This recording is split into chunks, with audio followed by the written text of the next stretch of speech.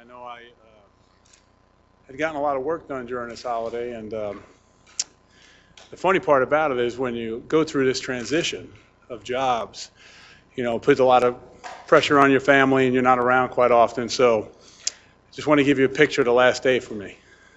Honey, before you go, make sure the tree's down, make sure you get it out of the house, make sure all the garbage is out, make sure you straighten up the garage. So the last day for myself, coming here being the head coach was a lot of hard work. So, it was an interesting thing. And I wish everyone could have seen the sight of me pulling out a tree. One of the things when I grew up, in New York is, and I don't know how many people do it in upstate New York, but living in the city, my parents, we didn't have a lot of money. So we always had a plastic tree. And it was a tree that we used every single year for my whole life. So when I met my wife, who's, originally from Tennessee, the first thing she said, we're going to get a live tree.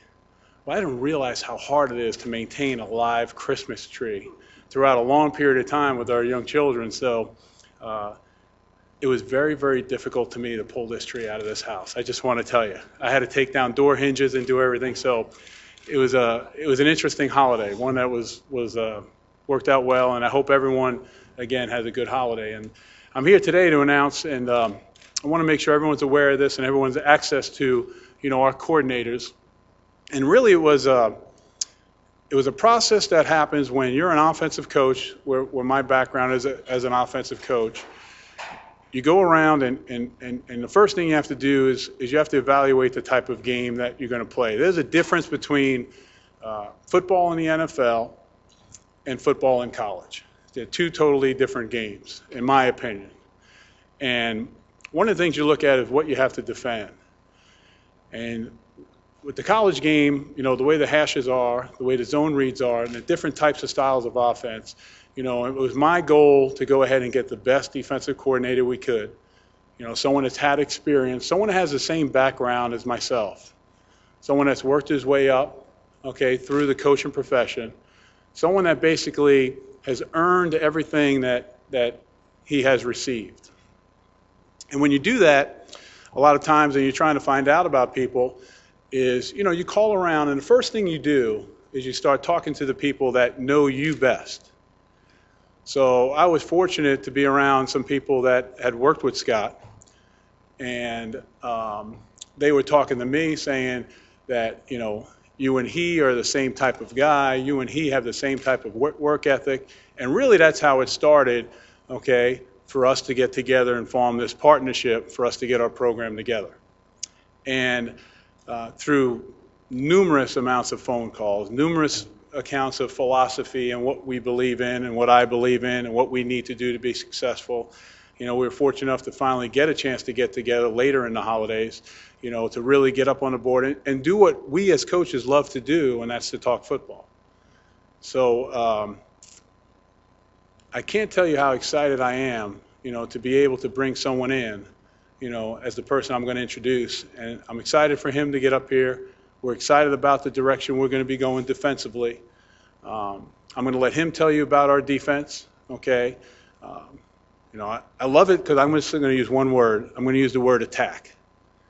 We're going to attack, That's how we are going to be offensively, all right? And that's going to be what we're doing defensively. I'm going to let Scott talk about it more, but, again, I want to welcome Scott Shafer into our family.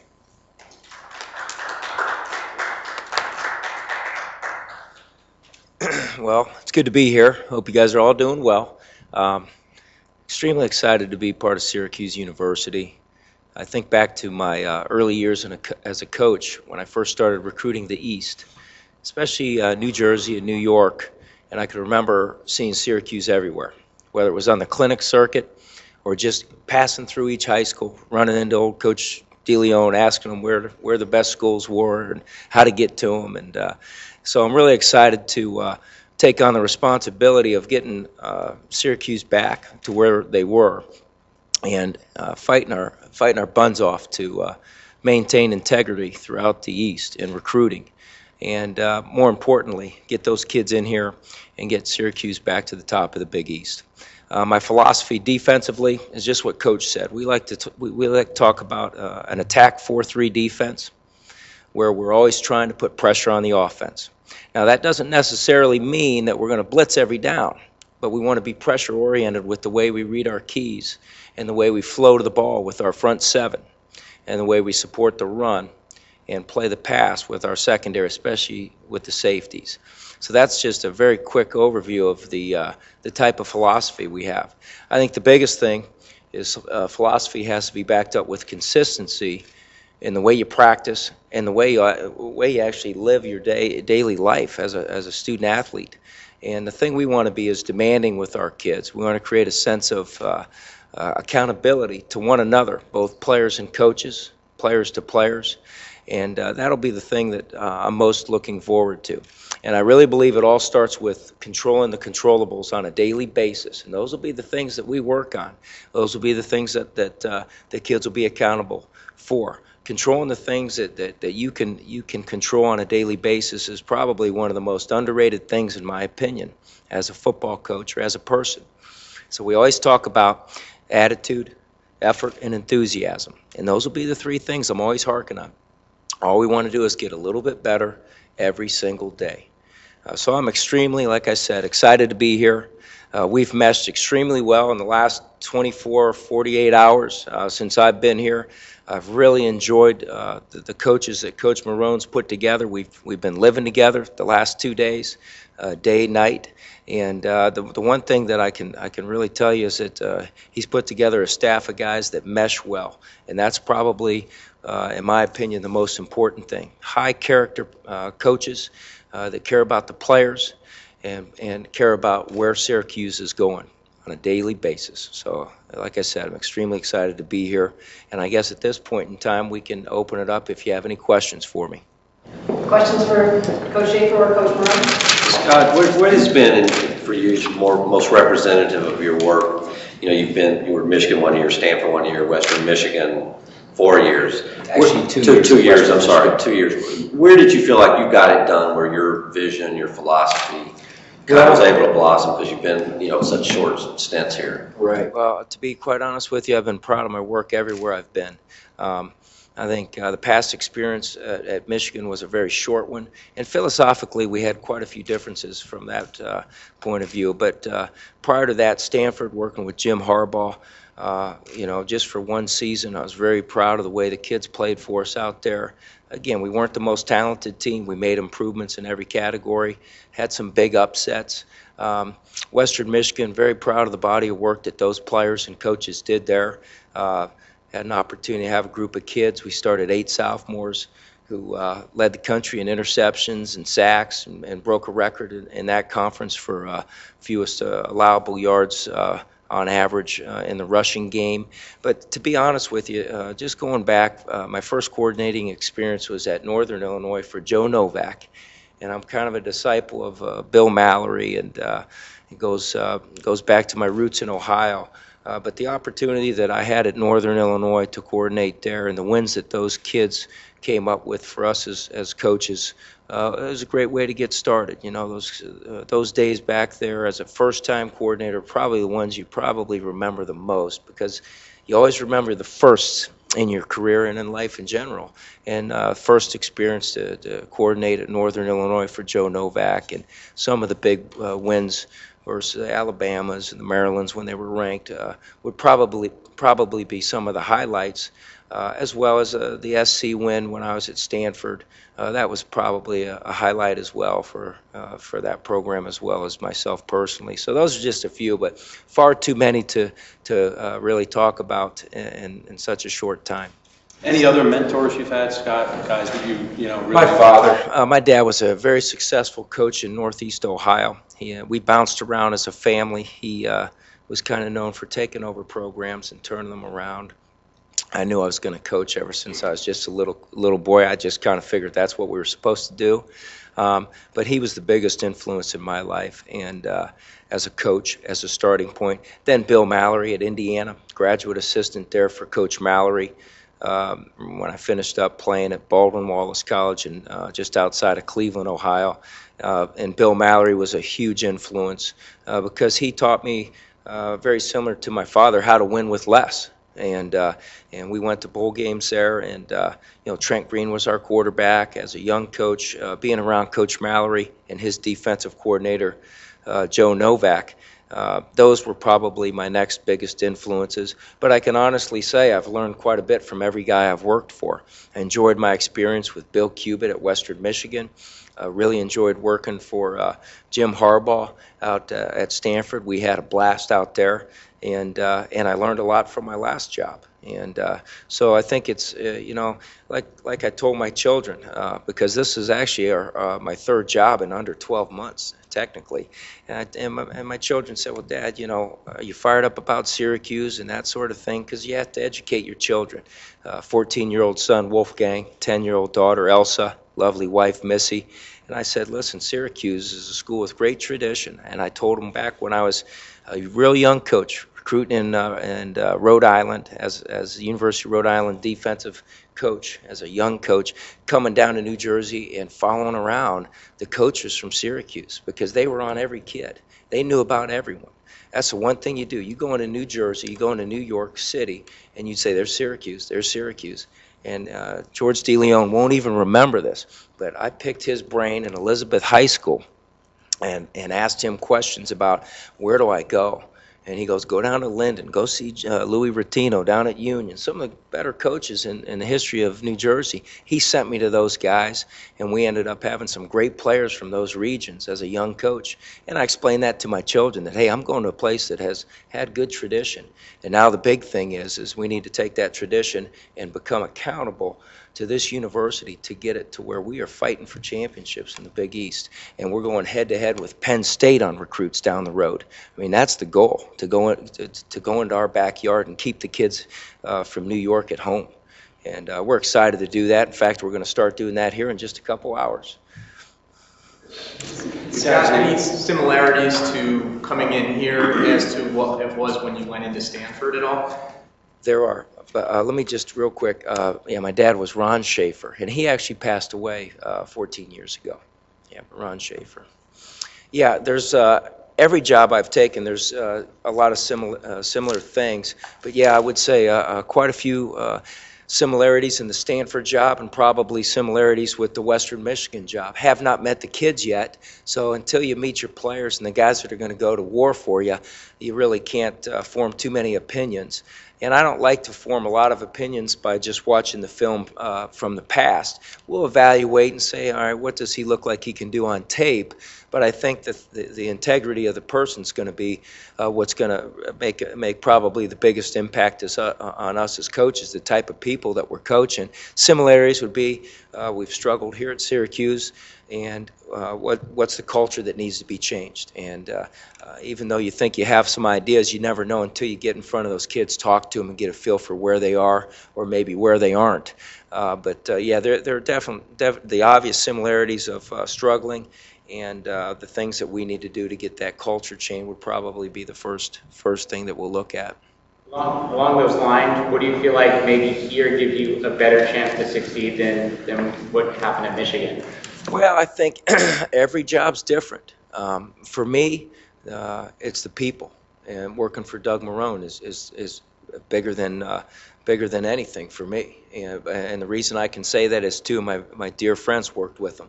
And some of the same things that Coach said about similarities that our two friends spoke to him about, they told me, they said, hey, Coach Marrone, here's what he is. You're going to get along with him great because you guys both like to work at it the same way. You both have passion to the game, and you both have great respect for the game, and you understand that the game's bigger than you.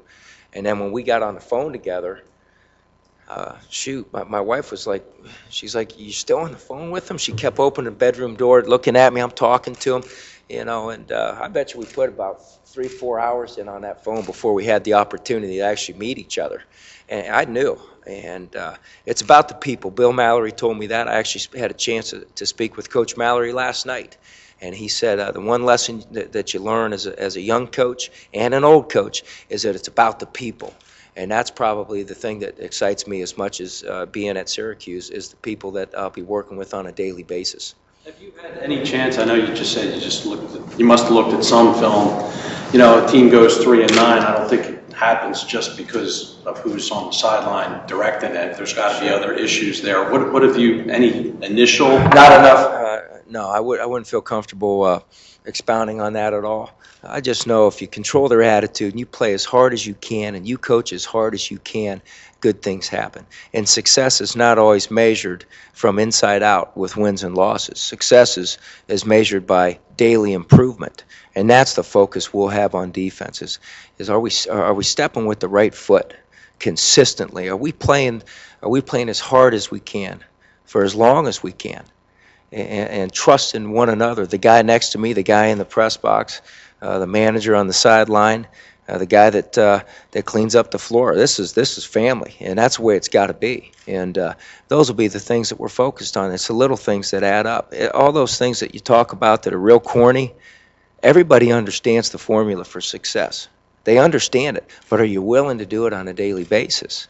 And is everyone that you're working with willing to do that? That's going to be the key, in my opinion. And that's how I was brought up on football. And you don't have to be the biggest. You don't have to be the strongest. You don't have to be the brightest. But if we can get 11 guys playing as hard as they can with great passion and respect for the game, we'll make changes that you'll be able to see. You'll be able to see. May not show up statistically in a hurry. Stats are for losers. You know, you find a way to win. Yeah, we hold them to less yards. I don't care. We hold them to less points. I do care. That's number one. So those are the things we'll focus in on. You talked about, an attacking defense. It seems like, to me anyway, Doug made reference to it, that today the toughest job in college football, I think, is a defensive coordinator, just because, you want to attack, but with the zone reads and the quarterback being a running back, it seems like the offense, at least as we speak, has taken that impetus away from you. How do you reestablish that? That is part of it. Well, I think you game plan every game. You say, what's the risk that you're willing to take? How's it fit into what they do? But again, that's where I think an attacking defense doesn't mean you're blitzing 7 guys every down.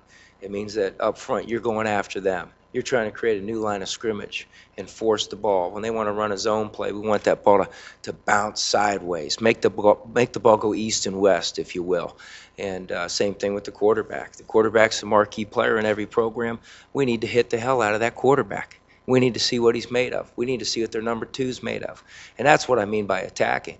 Attacking is how you tackle, how you hit. Are you getting 5 or 6 hats in on a hit, or are you getting 2 or 3 hits on a? There's such thing as a good missed tackle if you force the ball back and 3 or 4 guys are there to hit them. And that's kind of what I mean by an attacking mentality, as well as challenging the wide receivers, not playing 10 yards off the ball, having the ability to walk up and challenge that guy on every release, whether he's running a route or trying to go block a linebacker or a safety. That's the attacking mentality that we talk about from day one, and it's just that, a mentality. I know you said you haven't had a chance to talk to the players yet, but it's got to be nice to know that a guy like Art Jones is coming back for his senior year. What's your thoughts on that? Well, yeah.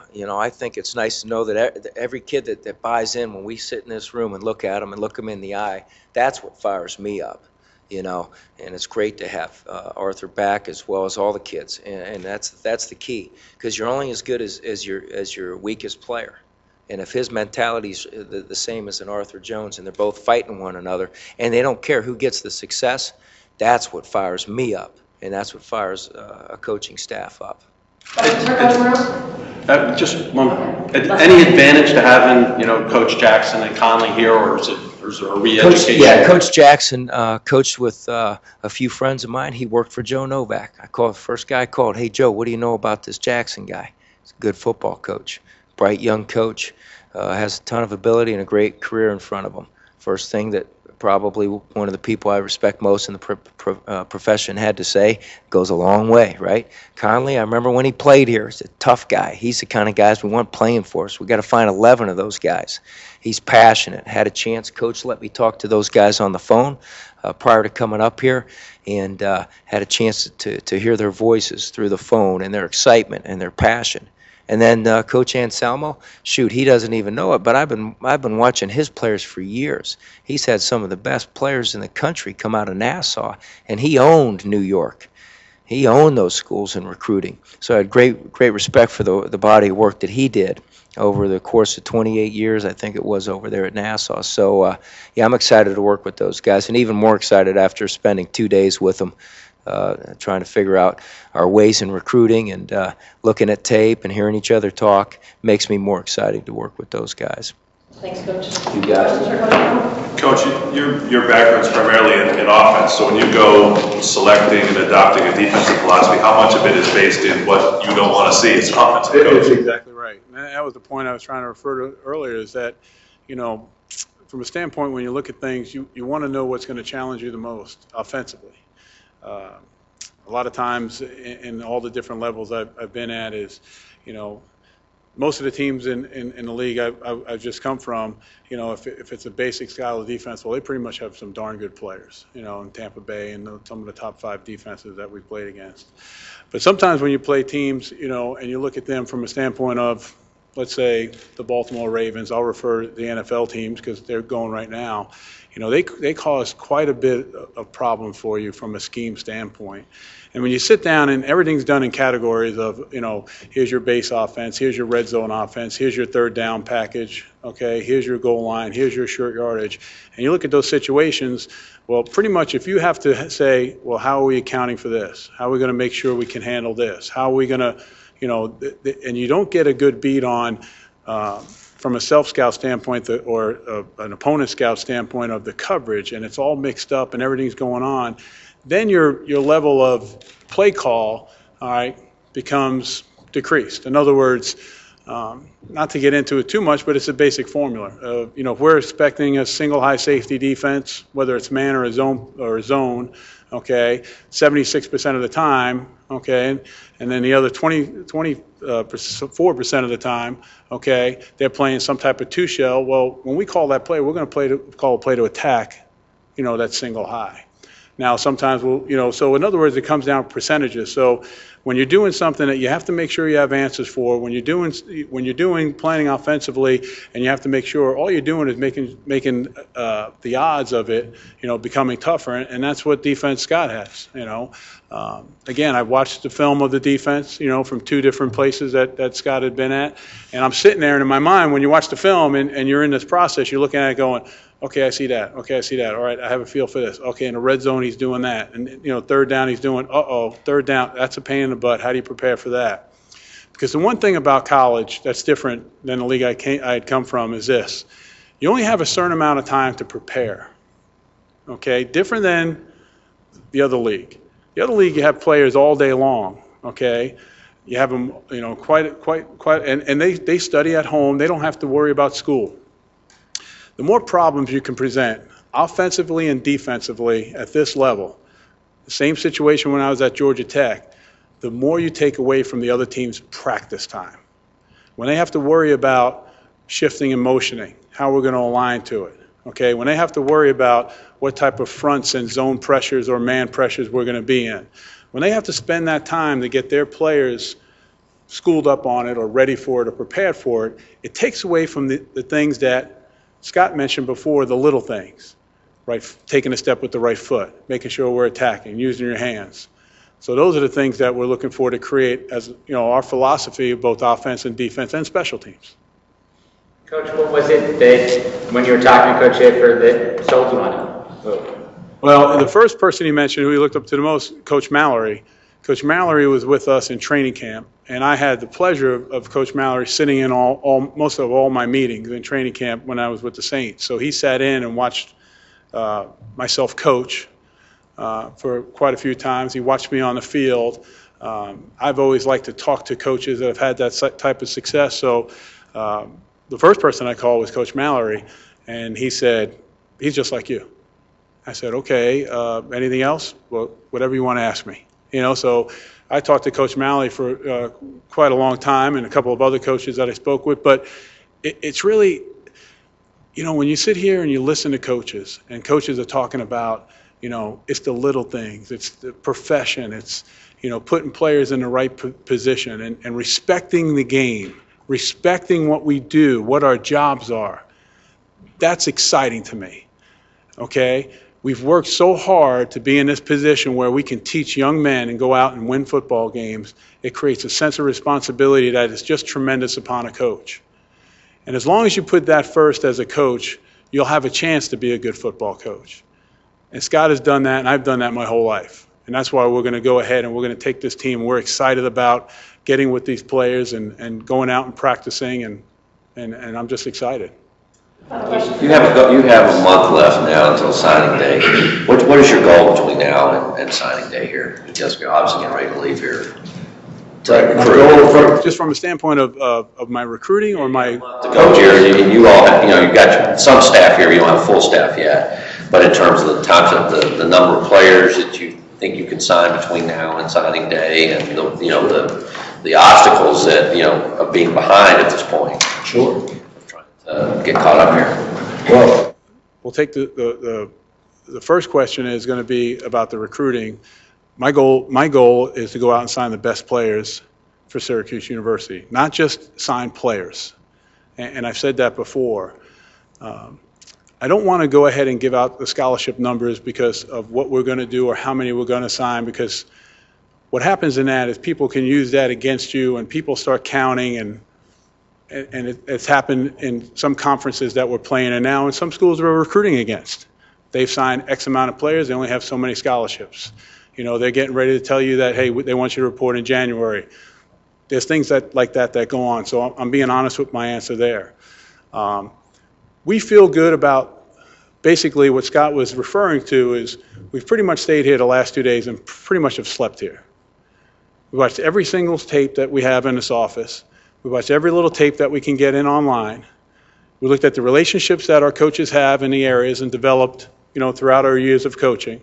We've called most of those coaches of kids that are either open or whatever soft commit means, soft commit, okay? And we're ready to go back in and see what we can do and get the best players. I've told the coaches we're all in the same agreement. We're not just going to sign, if we have X amount of scholarships, we're not going to sign X amount of players just to fill those spots. We're going to sign players that we feel can come in here and be successful, number one, academically, okay, and number two, on the football field. The first thing we're looking for in each player is character. It's the main thing that we want. We want to bring in high character people in our program, just like our coaches. In terms of staff, how do you have a timetable to when you think you'll finish? Right now, the timetable in my mind has gone exactly right. I wanted to make sure that we had an operations person in place, which we do, okay, and then we had our defensive coordinator in place, and then now it was limited to who we were going to talk to and interview during the convention. It's a very good place. You have a lot of coaches showing up in one place, so we'll go there. We'll continue the interview process there as we go, and again, if I feel good about the person that we want to get to, then we'll go ahead and make that hire, and I'll go through Sue and the proper channels to make sure it gets out to everyone as quick as possible.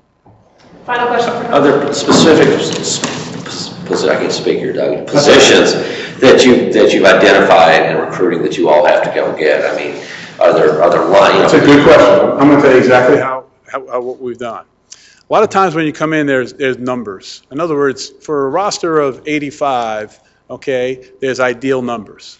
You want X amount of quarterbacks, X amount of receivers, X amount at each position, and at the end it equals 85. And really for us right now, okay, is we need to go out and get the best players, okay? So we're going out and trying to get the best players for our university, okay, as we go, knowing that, hey, next year we might have to start targeting those areas and those numbers. And that's what we've decided. I've decided, and along with the staff, that we're attacking these next couple of weeks. Thank you, Coach. Thank you, Great. everybody. Hey, thanks for coming up this morning. I appreciate it because I have to get on a flight. Thank you very much.